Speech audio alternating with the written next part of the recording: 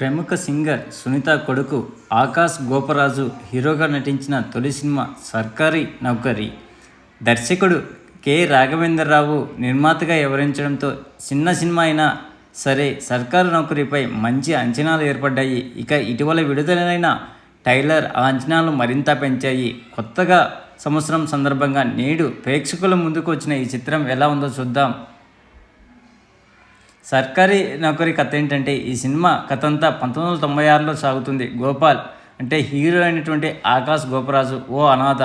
చిన్నప్పుడే తల్లిదండ్రులు చనిపోవడంతో కష్టపడి చదివి సర్కార్ కొరువు అంటే ప్రభుత్వ ఉద్యోగం సాధిస్తాడు.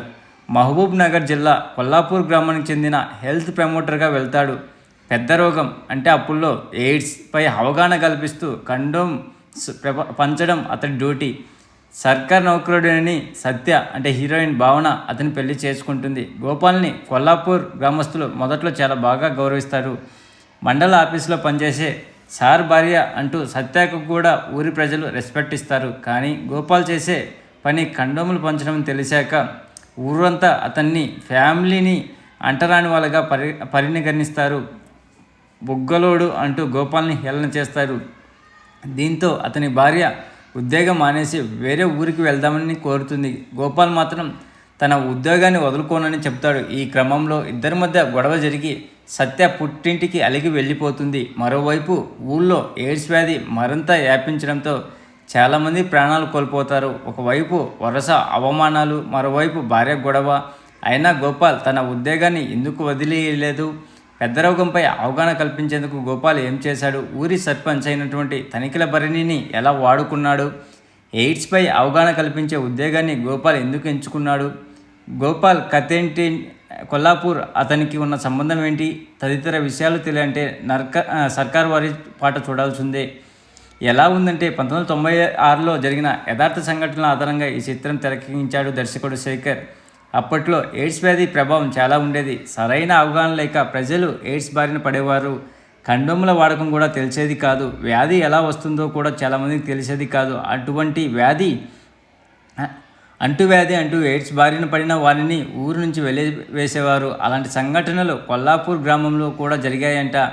వాటిని కథగా మలుచుకొని సర్కారు నౌకరీ చిత్రాన్ని తెరకెక్కించాడు దర్శకుడు. ఓ మంచి సందేశాన్ని, కామెడీని, భావోద్వేగాలు రెండింటిని చెప్పించి కమర్షియల్ అంశాలను బ్యాలెన్స్ చేస్తూ కథను తెరకెక్కించాడు. విలేజ్ బ్యాక్డ్రాప్లో చాలా సహజంగా కథనం సాగుతుంది. అయితే ఇప్పుడున్న ప్రేక్షకుల మూడికి పూర్తి విరుద్ధమైన కథ ఇది. ప్రస్తుతం ప్రేక్షకులంతా యానిమల్, సలార్ లాంటి యాక్షన్ చిత్రాలపై మక్కువ చూపిస్తున్నారు. సర్కార్ నౌకరీ అలాంటి సన్నివేశాలు ఏమీ ఉండవు. కానీ గ్రామీణ నేటివిటీ, మన చుట్టూ జరిగిన కొన్ని సంఘటనలు తెరపై కనిపిస్తాయి. కొన్ని సన్నివేశాల్లో గుండెలను పిండేస్తాయి. ఫస్ట్ హాఫ్ అంతా చాలా కామెడీగా సాగుతుంది. హీరో హీరోయిన్ల పెళ్ళి, రొమాన్స్, అప్పట్లో ఊర్లో ఉండే పరిస్థితులు, జనాల ప్రవర్తన ఇవన్నీ కాస్త నవ్వులు పంచుతాయి.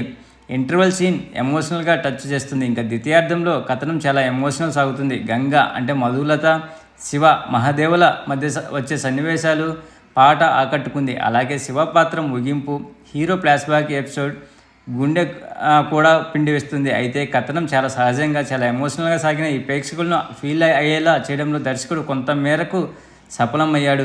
ఎయిడ్స్పై అవగాహన కల్పించడంలో కోసం హీరో చేసే ప్రయత్నాలన్నీ తెరపై బలంగా చూపించలేకపోయాడు. కొన్ని చోట్ల కథనం స్లోగా సాగుతూ ఆర్ట్ ఫిల్మ్స్ని గుర్తు చేసింది. అయితే దర్శకుడు మాత్రం చాలా నిజాయితీగా సినిమాని తెరకెక్కించాడు. గ్రామీణ నేపథ్య చిత్రాలను ఇష్టపడే వారికి, 90s జనరేషన్ వాళ్ళకి సర్కార్ నౌకరీ నచ్చుతుంది. ఎవరెలా చేశారంటే, సింగర్ సునీత కొడుకు ఆకాష్కు ఇది తొలి సినిమా అయినా చాలా చక్కగా నటించాడు. తన పాత్రకు తగ్గట్లే ఆహ్వభావాలను పలకరించాడు.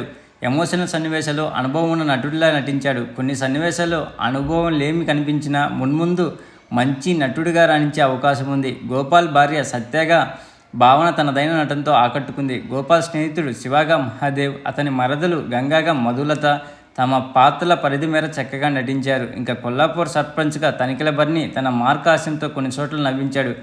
బలగం సుధాకర్ రెడ్డి, సాహితీ దాసరి, సమ్మెట గాంధీతో పాటు మిగిలిన నటీనటులు తమ పాత్రల మేర నటించారు. సాంకేతిక విషయాలకు వస్తే సురేష్ బొబ్బిలి నేపథ్యం సంగీతం బాగుంది. శాండీల పాటలు ఆకట్టుకున్నాయి. శేఖర్ గంగంనేని కెమెరా వర్క్ బాగుంది. అప్పటి పల్లెటూరు వాతావరణాన్ని తెరపై చక్కగా చూపించాడు. నిర్మాణ విలువలు సినిమా స్థాయికి తగ్గట్టుగా ఉంది.